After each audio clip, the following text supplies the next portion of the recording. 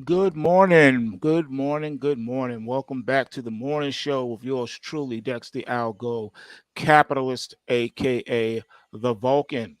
Coming to you live from postwavetrading.com, home of the world famous post-wave price trigger reports, now renamed attack reports.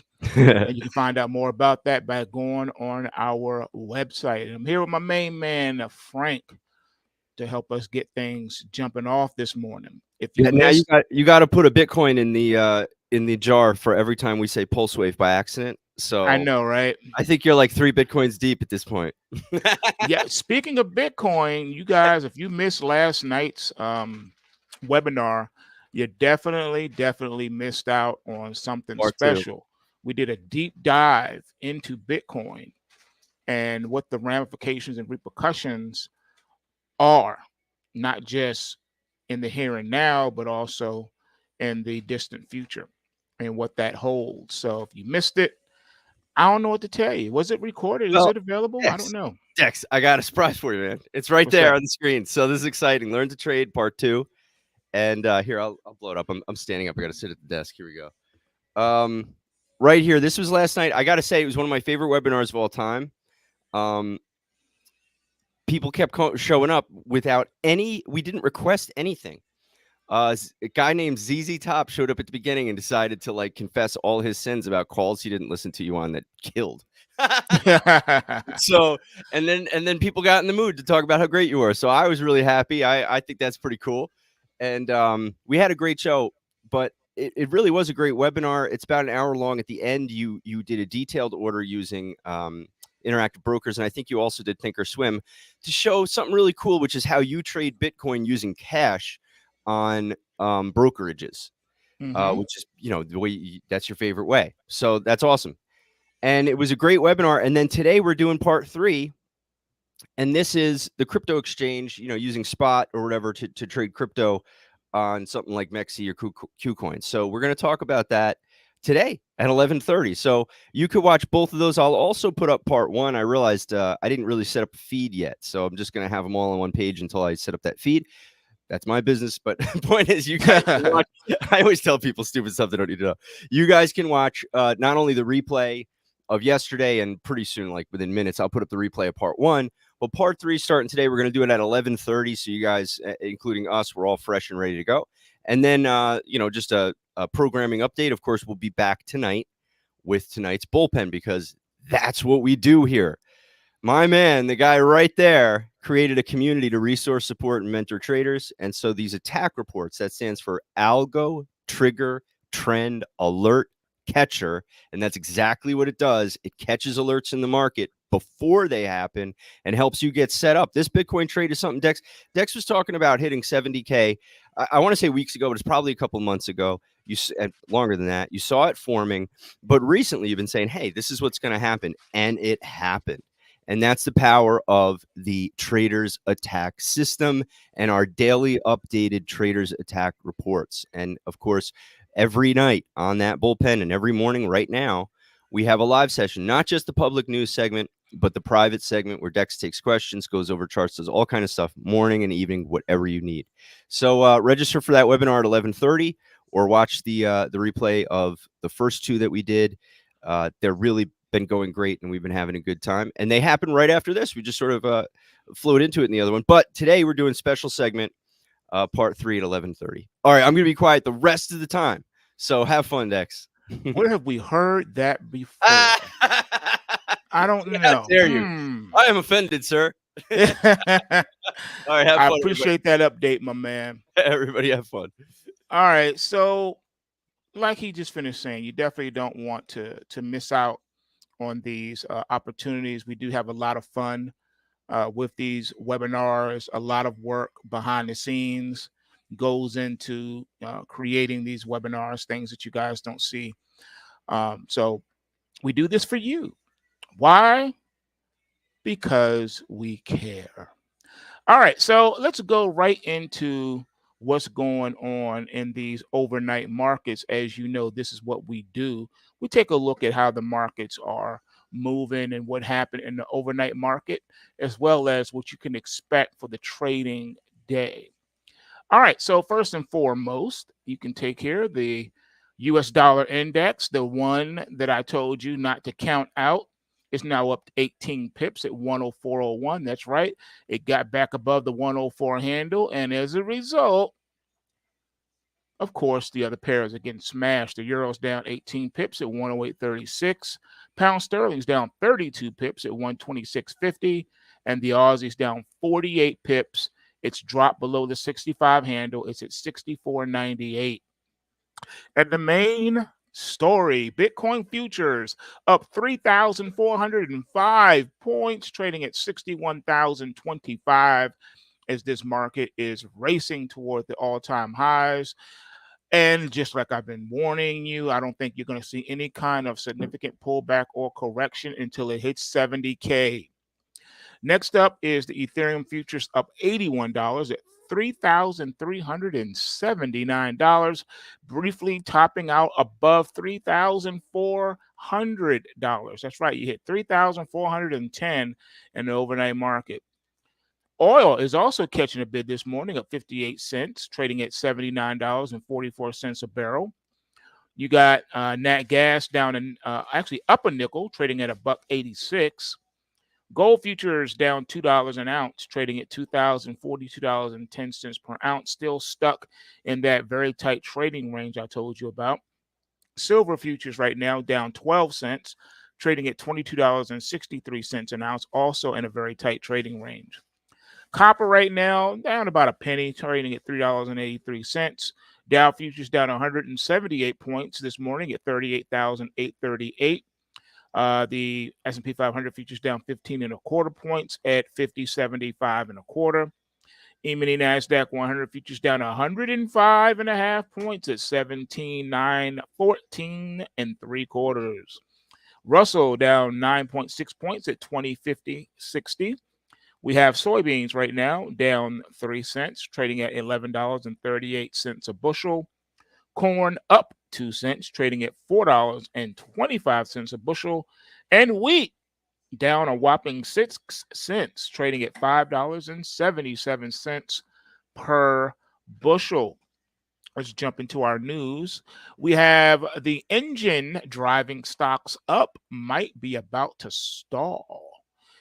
Elon Musk has picked a fight with Google, and Wall Street wants a stake in your house. But first, the fallen Apple. Apple is calling it quits on its electric vehicle ambitions after a decade of work. The tech giant blindsided the nearly 2,000 employees on its EV team with the news. Many workers will transfer to Apple's artificial intelligence division to work on generative AI projects. There will reportedly be an opportunity for hardware engineers and car designers to apply for open roles at Apple, but layoffs are also in the cards. The ending is abrupt, but Apple's EV ambitions weren't easily realized. The project had multiple changes in leadership and strategy since it launched in 2014, according to Bloomberg, which first broke the news. The most recent goal for launching an EV was 2008. But see, this is just a problem when a computer company tries to become an automaker, you know? Never one to miss a chance to chime in. Tesla CEO Elon Musk quoted a tweet about the news on X with a salute and cigarette emoji. Apple's departure shows how challenging the once red-hot EV market has become. EV demand has slowed considerably, forcing manufacturers to cut costs and rethink plans. That's been evident in two of the biggest players in the space this year. Rivian recently cut 10% of staff, and its CEO evaded a question about whether it had enough money to build its next vehicle. So they're dodging questions now, avoiding answers. That's not a good sign. Tesla's Q4 earnings disappointed as Chinese automakers pose a serious threat to Musk's company, which has seen its stock plummet this year. So, while Apple invested plenty of resources into the space, it's better to get out now than to slip into the sunk cost fallacy. Besides, Apple has no shortage of other issues to deal with.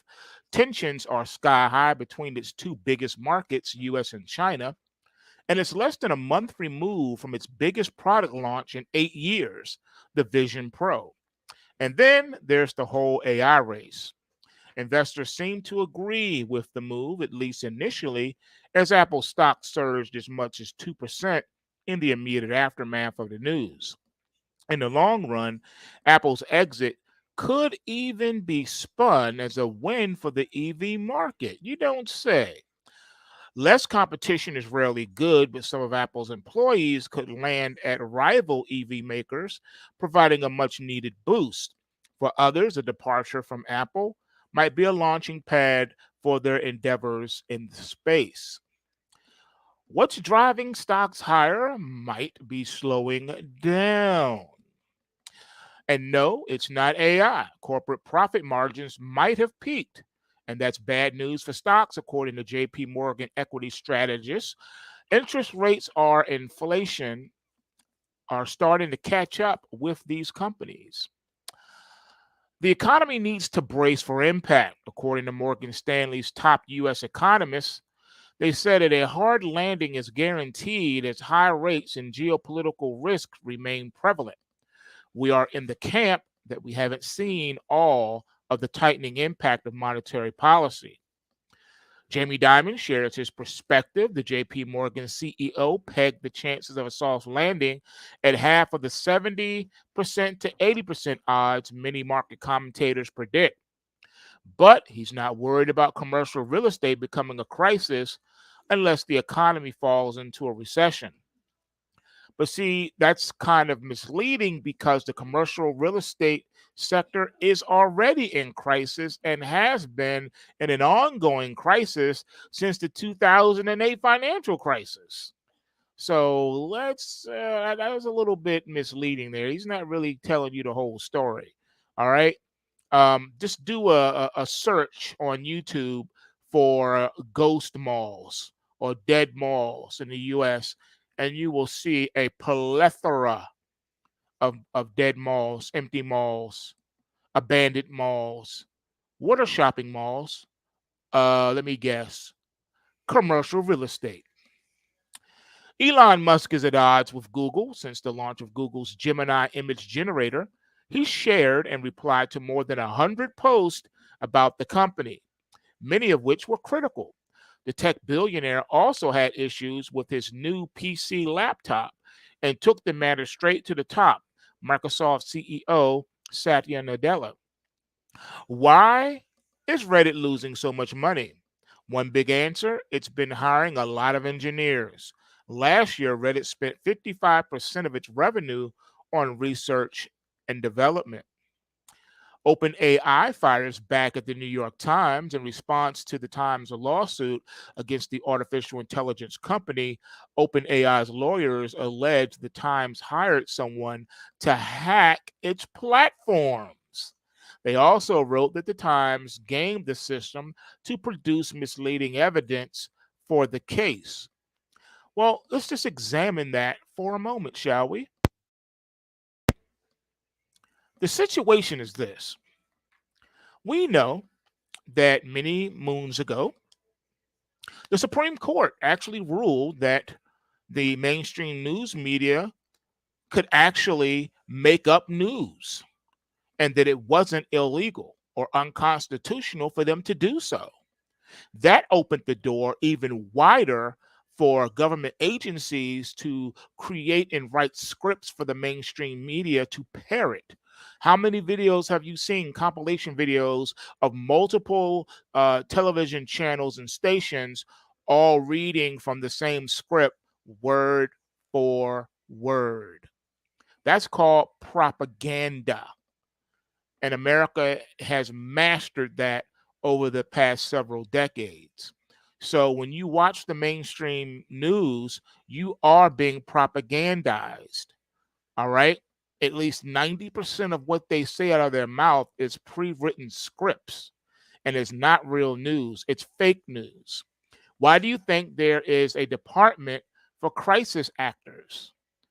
All right? Think about it. It doesn't take that much brain cells. All right, Department of Homeland Security does have departments for crisis actors and for going out and creating certain news sensationalized stories to garner certain responses from the public. That's what they do. They even have a team, a department of hackers, where their job is to go into chat rooms and things of that nature on the internet and push propaganda. Did you know that? They got spam bots and everything.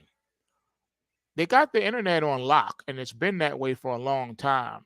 So a lot of these hack stories you hear, some of them are real, but most of them are false. It's not what you think. The news is not what you think it is. The news is not told, it's sold, it's created, it's made up just for your digestion. And that has been the case for a very long time. Wall Street wants a stake in your house. American homeowners have seen the value of their houses boom over the past few years, and investors are offering some people big bucks for a piece of their place. But home equity investments come with risk and could be a better deal for investors than homeowners. Of course, again, remember their agenda. You have a situation now in the world where countries are no longer sovereign countries. They've given over their sovereignty to the World Economic Forum and to the New World Order, i.e., the global one world government system that they're in the process of building out. All right. So when you see this happening, this is what they're doing. They don't just tell you what's coming, they make it happen.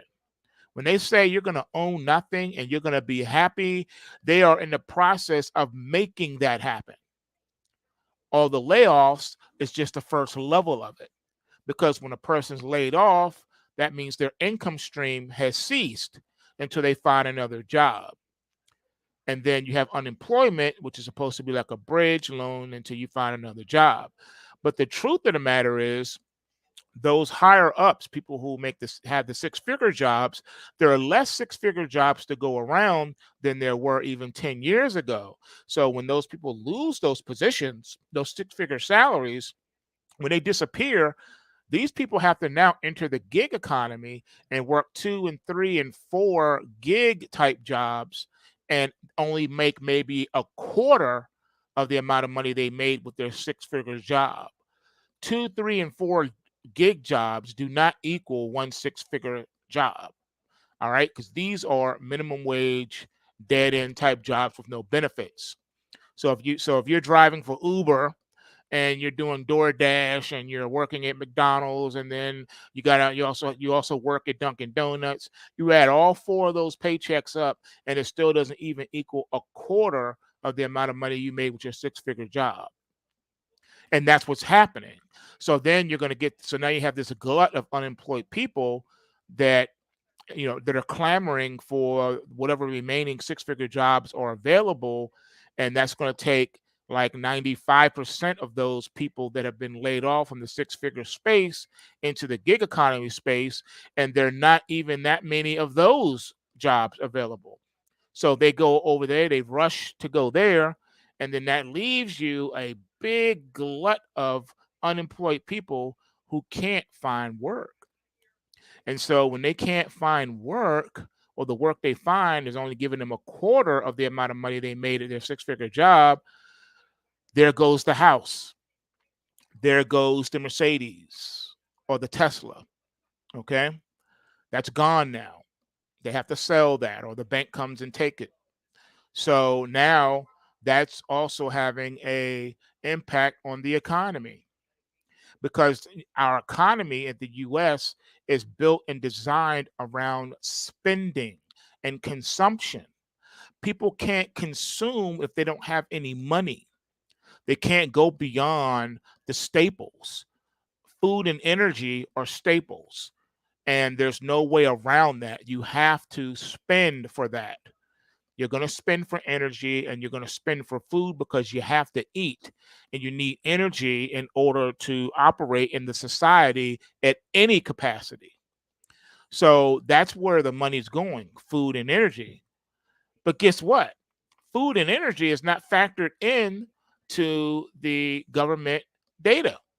They take out food and energy because they say food and energy is too volatile.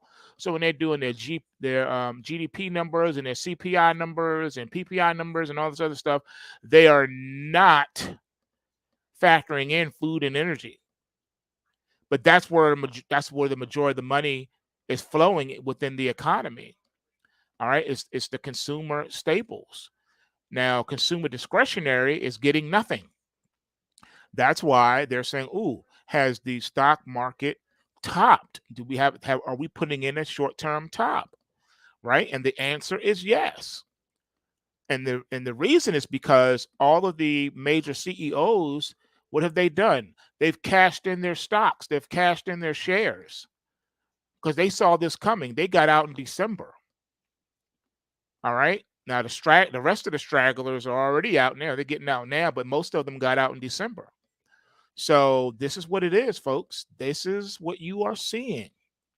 That's why they say they want to now, have a stake in your house because remember the goal is you will own nothing and be happy.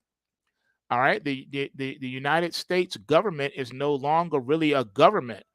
The World Economic Forum is the new government. All right. United Nations is the new government. The World Health Organization is the new government. So when you're paying your taxes, you're not really paying your taxes to the United States or the Department of Treasury. You're paying it to the World Economic Forum and the World Health Organization and all that stuff, and going to the UN.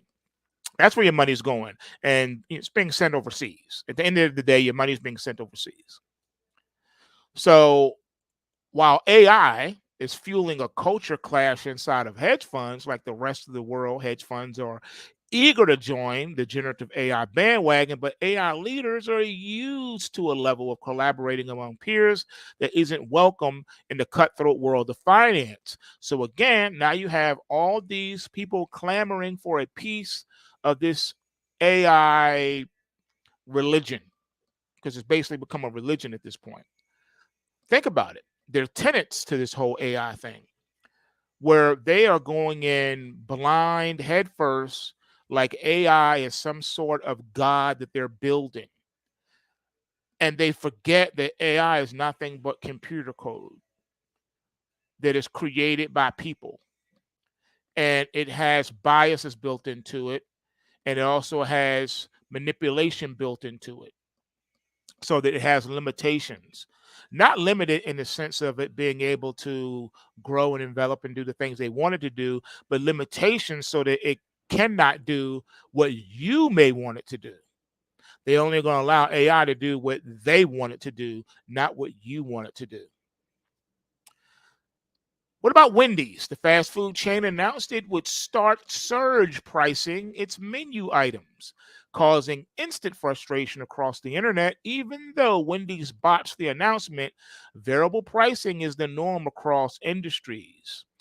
Yeah, think of the $18 Big Mac at McDonald's. Tumblr is selling user data to train AI. Things could get rather weird. They're not the first, the last, or the only to do that. All right. User data is being sold all over the place. One of the biggest buyers of this data is none other than your government. 2024 is already straining the seams of China and Russia's no limit partnership, but that's what they want you to believe. If you notice, any news about China or Russia is always done with a negative undertone. Sam Bankman-Fried's parents are begging a judge to keep him out of prison, warning their son's social awkwardness could put him in extreme danger. Well, he should have thought about that before he became a Ponzi scheme doer, grifter, and stole people's money to the tune of billions of dollars. Should have thought about that. You robbed people. You deceived people, and now you want mercy. You didn't give these people mercy when you took their life savings and you stole people's life savings. You weren't too socially awkward about theft. You weren't too socially awkward about grifting people. I He didn't notice any he social did it for awkwardness. he did it for that sweet girlfriend. Sorry, I shouldn't. That was mean. I apologize. Sorry, baby Jesus. Okay, bye. Look, at the end of the day, man, he should have thought about that. All right. But let's be honest. He's not in extreme danger if he goes to prison. He'll fit right in. Because where is he going? Federal prison. Okay, fine. You go to prison and you're going to be in there with other grifters like yourself. All right. What is a grifter? A grifter is nothing more than a predator. All right. So he preyed on people's ignorance. And now he's going to be put in a situation where he's with other grifters. So I don't see the problem here. If he was an innocent man who got railroaded, who didn't do anything wrong, then yeah, that's a different story. But this is not. This is not him. He will not be participating in the Innocent Project anytime soon. John Stewart says the Israel-Gaza solution could be a DMZ governed by an Arab NATO. Some experts say it's a pipe dream. Well, there will be peace in the Middle East, but it's not going to come by the way of John Stewart or any other celebrity for that matter. But it will happen. All right, that's one of the things that the Antichrist will do. That's what's going to give him the world's love and devotion, because he's going to bring peace to the Middle East, and it's going to last. It's going to last for a couple of years there, and then after that, well, you know the rest of the story. Mark Zuckerberg is the ultimate American tourist in Japan. Of course, all the billionaires are fleeing to places like Japan and New Zealand and Hawaii. Of course. FAA had no presence in Boeing's factory, despite its headquarters being 20 minutes away, former employee says. Of course, because remember, the FAA is a government body. These government oversight bodies, for the most part, are corrupt because they are made up of the industry people that they're policing. Yeesh. A 114-year-old Texan is now the oldest living American. Yeah, here are 6 lifestyle choices that may have helped her stay healthy for so long. No, it's called an outlier. Look at George Burns. Wasn't he like 220 when he passed away, and he smoked every day, all for his entire life, basically? So it's not based on that. Cut it out. How overtime is turning new sports leagues with young athletes into a $100 million business. Walmart says hackers took over some Spark drivers' accounts and had access to their social security numbers. See, again, this is what I'm talking about. How many times do we have to go over this? Walmart is a Fortune 500 company, one of the largest corporations in the world, which means they make a lot of money, which means they have the money to spend to hire the leading cybersecurity companies out there that cater to big corporations and government agencies, and yet they're still getting hacked. How do you explain that? You're spending tens of millions of dollars to third parties to protect you, and you're still getting hacked. Something doesn't sound right here. It doesn't set right. It doesn't pass the smell test. Something is very wrong with all of these hacks at Fortune 500 companies and government agencies.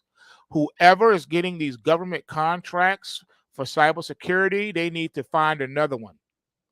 They need to find another company, because this is happening too often, and no one is being held accountable.